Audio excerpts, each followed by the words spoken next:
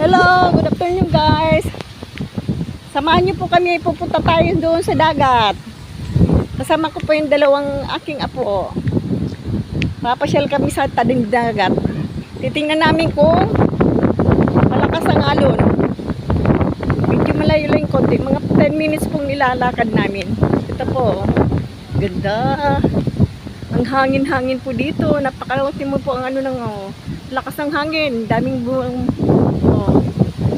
Yan po, ganda o mahangin. Daming bunga ng mga nyug. Titingnan po natin ang dagat. Kung maalon po.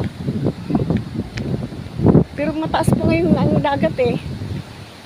High tide po ang dagat ngayon. Yun po ang dalawang apo ko. Ang bilis nilang maglakad. Yan po. Ito po ang daan papunta doon sa dagat. Pasyal po tayo sa tabing dagat. Dito po sa Bicol Region. Bicol Region po ito. Yan po ang daan na malapit-lapit na po tayo sa dagat. Makikita nyo na po ang dagat dito. Hindi. Medyo ano po ang dagat eh. Maalon.